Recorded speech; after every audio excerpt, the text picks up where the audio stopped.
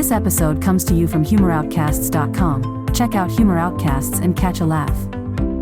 All right. Well, hello, everyone, and welcome to the program. I'm absolutely thrilled that you are here. If you've never checked us out before, we are primarily an interview and a commentary-based podcast. Today, I'm actually here. I'm Billy Dees, and I'm here on behalf of HumorOutcasts.com. That is the place to take a humor break. With me on the line, and actually, I wanted to double check your last name. This is January, and what is your?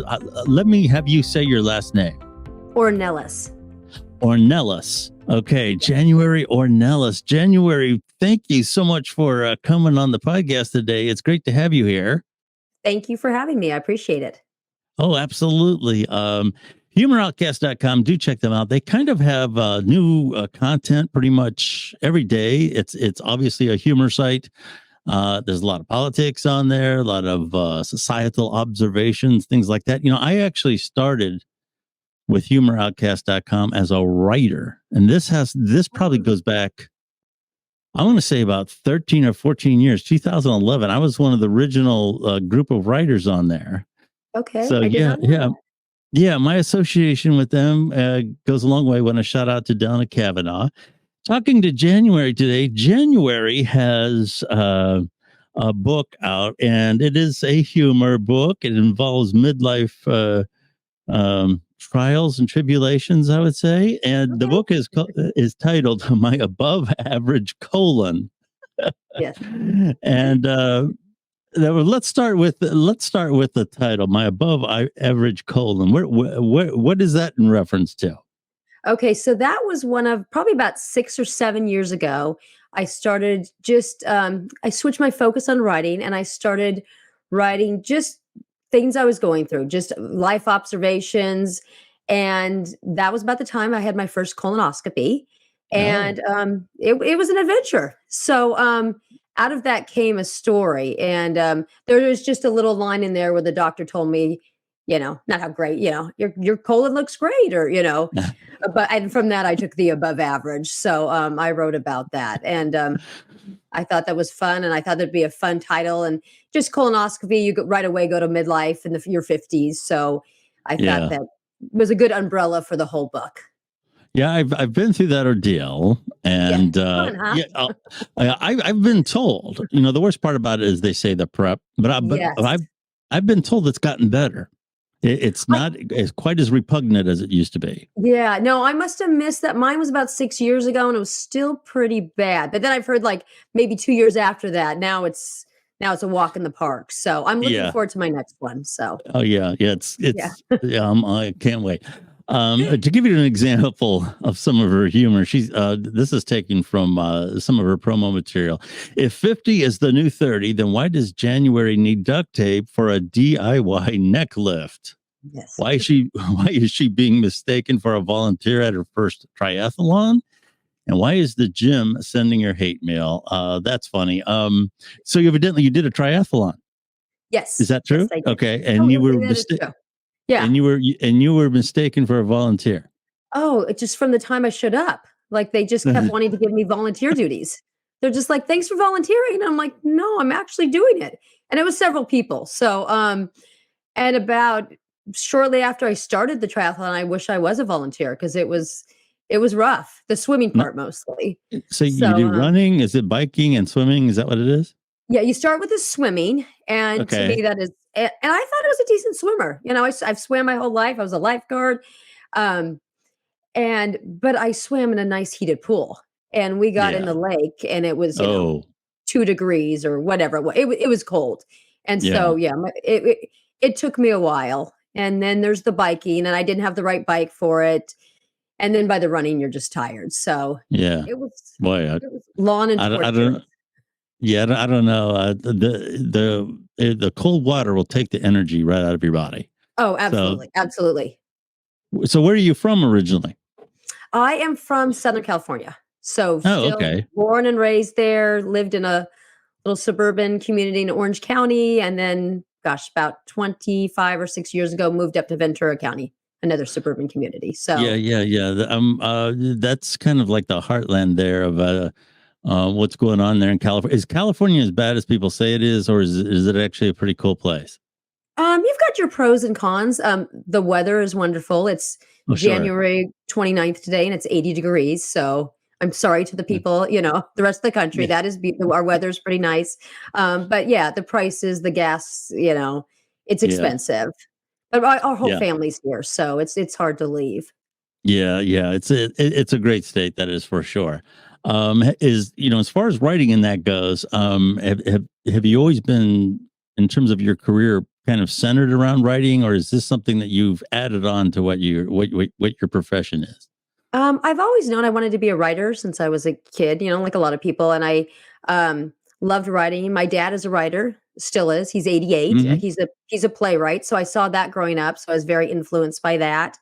So I did all sorts of different writings, like written screenplays and improvisational skits and children's books and just different things.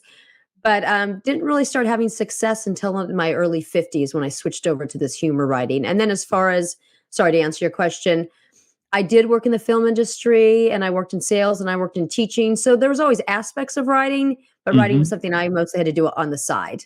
Yeah. Well, Yeah. you kind of have all those little talents of film industry and everything, that kind of goes hand in hand with telling story. Were you the class clown? Yeah, yes and no. I don't know that I was so much funny. I think I was more obnoxious and a prankster, and Uh huh. I should apologize to all my teachers way back then. But I definitely wasn't shy, with attention and jokes and that sort of thing. Yeah. So In terms of humor, there's a yes, difference, I would think, when people talk about being funny as like a stand-up comedian, yes, and then there's humor and we hear a lot about Erma Bombeck, and that's something that comes up with a lot of the people in your wheelhouse. That's exactly. I hear that name a lot. What's the difference between being a humorist and being funny? Oh, you mean just funny like in everyday life, and you mean Yeah, humorous as like a for example, writer? yeah, for example, like you can take a little anecdote like about being at the triathlon, and you make that Yes. observation and you can write something from it. Whereas a stand-up comedian sets up the audience in punchlines and it's ha ha funny. You're more like observations about life, and you kind of go towards the lighter side of things. I think that's how I would describe it. Yeah, I think so too. And I think it just takes for somebody to be a stand-up comedian. Wow, I think that just takes a whole different set of skills. I've done improv comedy. I've been up there. I've I've done some situations where I bombed in front of a lot of people. So Yeah, uh that's just stressful to me. Like, my hat's off. But you're right. They're more, I think, going for the joke.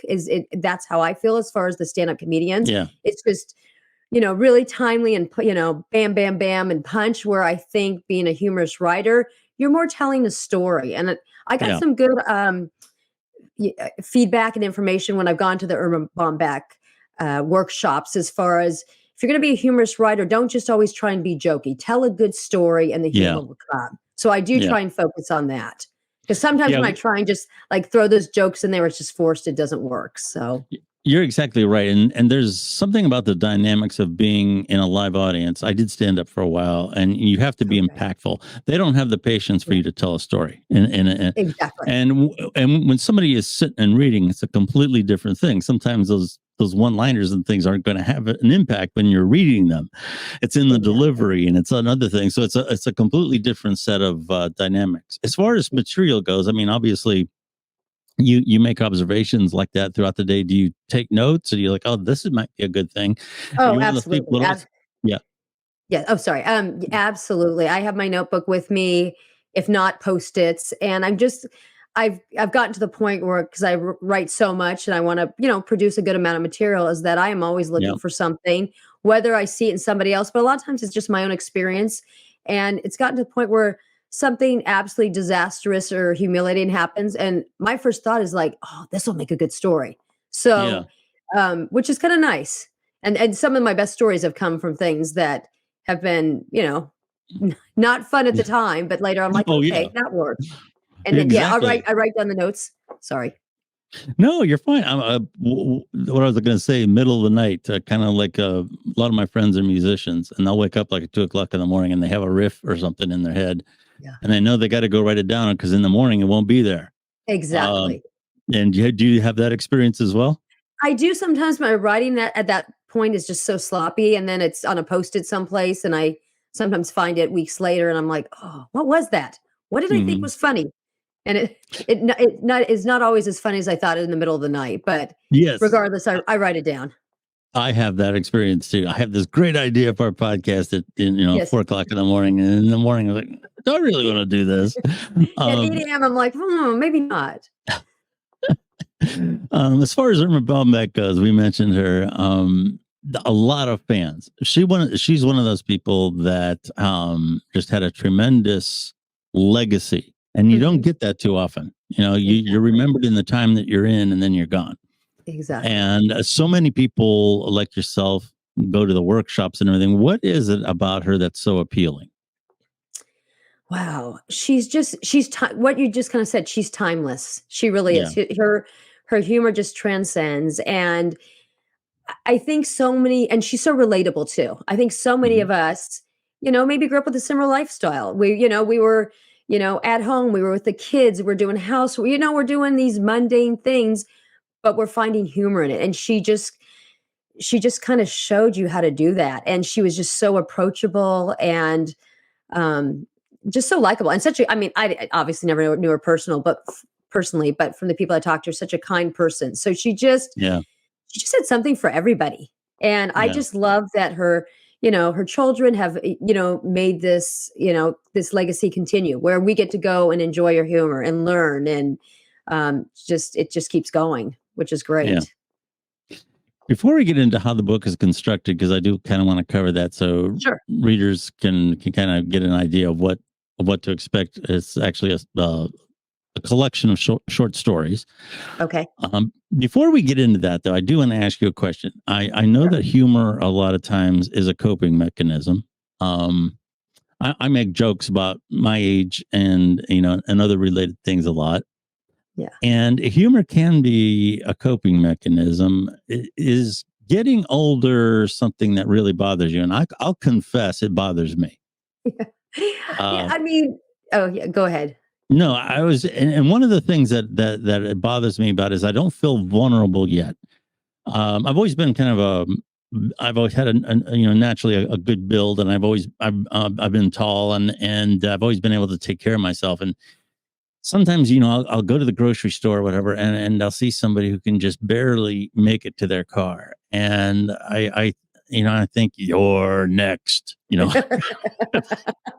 Your time Um, is coming. yeah, and that bothers me. Does it bother you? Or do you think it bothers middle aged people in general? I think so. I think so. I mean, we'd be lying if we say it didn't. You look back at these pictures and you go, "Oh, I used to be so young. What happened?" I mean, because it does go Yeah, by so fast, and you can't. And the same thing. It's like I'm a runner. I'm still a runner, and but again, I'm not as fast as I used to be. I mean, things slow down, and it is hard. You wish you were younger, but at the same time, as far as a writer, I feel like I have much more to say now. I mean, if I had yeah. really tried to write a book 20 years ago, I didn't have much to say. I don't think it would have been nearly as Oh, good. sure.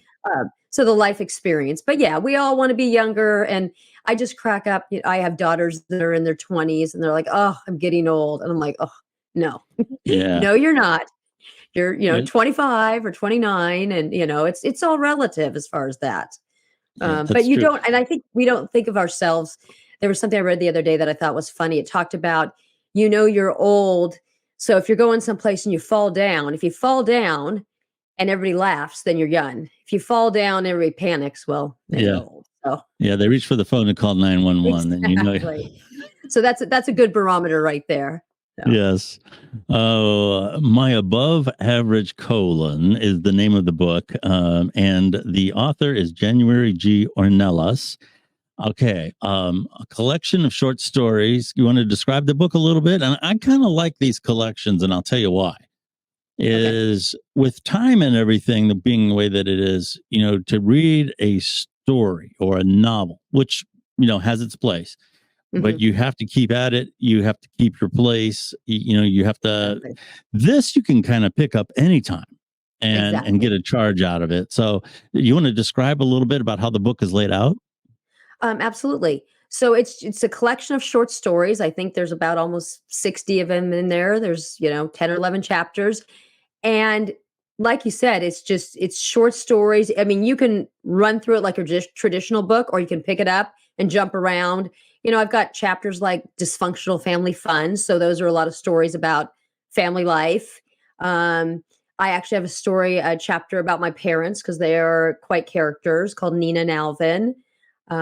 Chapter called "Oh, the Horror," and that's a lot. That is some about getting older and some things that have happened to me. So just all over the board. It's a lot about my life, just the humorous outtakes. It's nothing deep or profound, but it's funny. And Yeah. so that's pretty much how it's laid out as far as that. I've been writing these short stories for, gosh, about 6 years now. So I took what I thought were the best ones and compiled them together. Awesome. Do you have a favorite story that you want to kind of tell us about? Is there one in there that really stands out?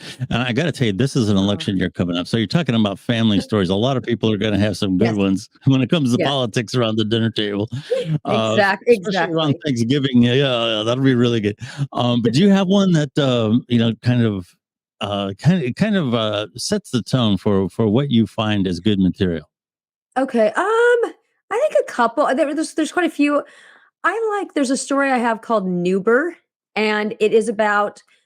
This is one of my earlier ones, and I wrote this the first time I took an Uber. I'd never taken an Oh, Uber before, and I was just a little terrified. I'm not great with technology, and my daughter was supposed to pick me up at the airport. I was visiting her in Indianapolis, and she said, "Oh, sorry, we lost our keys. You're gonna have to Uber." And I'm like, I don't know what to do, And so yeah. it's about that story and about my experience and how excited I got from Uber. Right away I was like, wow, there's a little tiny car coming to pick me up. This is so exciting. And so it turned out to be a story where it was funny, but it also kind of had a good message as far as don't be scared that things are not really, excuse me, things are not really overwhelming. You can do this. And I think that's a good message to people, at any Hmm. age, to be honest. But that was a fun one. I enjoyed writing that one. Oh yeah, And I that's good stuff. Did you have another one, or I didn't mean to interrupt you there? Oh yeah, no, that's okay. My above average colon, my first colonoscopy, because who doesn't want to read about my colon? No. But that was fun. There's a lot of things that went on during that. I think one of a fan favorite, which I like, is called Thelma and Louise, and it's about girls' weekends. And I have two really good friends that I go on girls' weekends, and it's the evolution from when we started in our 30s till we are now later 50s. And Yeah, obviously, way back then, we'd get dressed up, we'd go out, and as time went by, we'd get dressed up, but we didn't go out. And where the yeah, scale at this yes. at this point, we don't even really leave the hotel room. There's no need. So That is absolutely but funny. there's a few. Uh, Yeah, and one other one I want to bring this up because somebody actually sure. brought this up who just read the book, that I think a lot of couples can relate to. It's called Too Many Cooks in the Kayak, and it's about my husband and I kayaking together. So if you want to test your marriage, go kayaking with your spouse. And Oh, I can imagine. yeah, so we still kayak, but we asked for single kayaks now, and so that was fun. But yeah, just across the board, friends, family, my own experiences. Okay. Yeah. Um, you have a good youthful presence, which is good for someone who's talking about middle age. Okay. Oh, Um, thank you. d- d- well, I was leading in. It's a perfectly legitimate statement, and I mean Okay. it. But I'm going to guess that you can kind of parlay that into a good online presence. Do you do like the TikToks and all those types of things? I don't. People keep telling me I should, and quite honestly, I'm terrified. I don't know what Yeah. I do, but I should. That is on my list to do because honestly, that's most humor writers and a lot of writers. That's the social media presence is important, and just to kind of get Yeah. yourself out there and give people a flavor for who you are and what you write. Well, the things that you could do, I mean, because of the fact, like I said, you're a youthful 50 something, Okay, thank and you. so you can get on there and just do little quips about, midlife in general and kids and husband and all Yes. the whole nine yards. So yeah, my guess is that you could get a lot of material out of that. Where can people find you online? Do you have a social media presence at all? I do. I have an Okay. author site called midlifebloomer.com. So that's Okay. where I do that. You'll find more information about me. You'll see where my publications are. A lot of my stories are on there. So that's midlifebloomer.com is where you can find me. Okay. Midlifebloomer.com. Again, I'm going to keep, Yes. yeah, I'm going to keep mentioning my above average colon. Thank you. Uh, Yeah.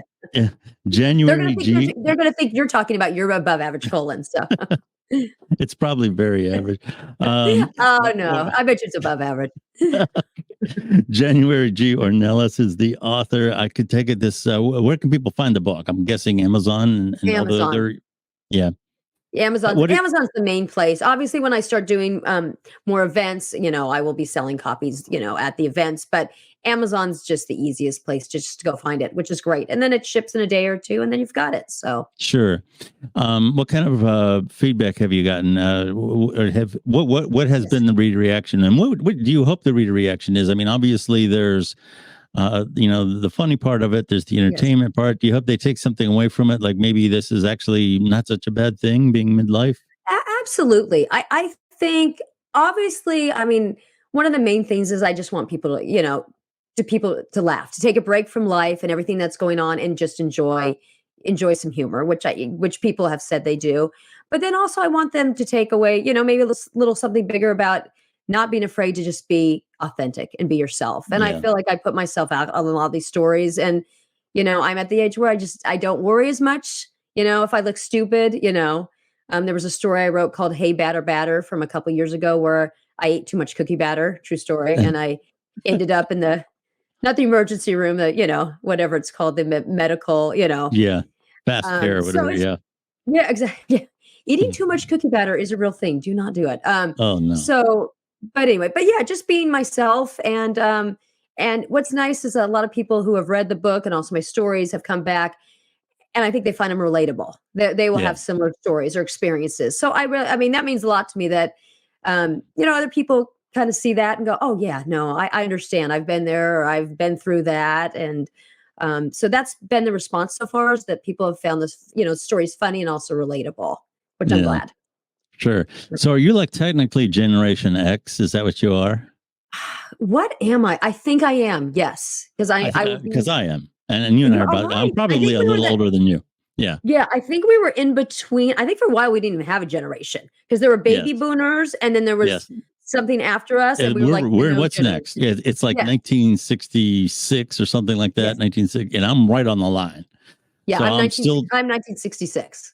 Okay. All right. So I'm guessing you're good. You're with Generation X. And do you get the hello boomer a lot? I mean, every once in a while when somebody like wants to dismiss you, they'll say, okay, boomer. Do you get that? I get that once in a while. I have not gotten that, but that's funny. Okay, but they do. Yeah, the okay boomer thing was real popular about a year or two ago. Everybody, if you were of any age, you would have people in their 20s saying okay boomer on your post. Yeah. So, and you got to take that stuff in stride. I'll tell you, getting older is, when it comes to writing, is one of the few things that people generally do when they're older. Like math and music almost always comes early. Athletics, of course, comes early.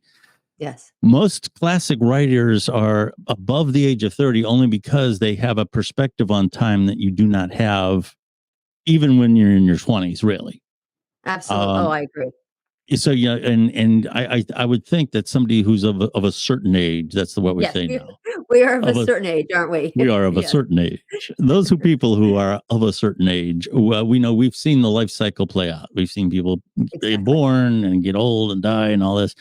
So that gives you a perspective about things that, for something like this, the humor can transcend the ha-ha funny and actually be a good commentary on life. So I always like these kind of books. Thank you very much for coming on and talking to us today. Absolutely.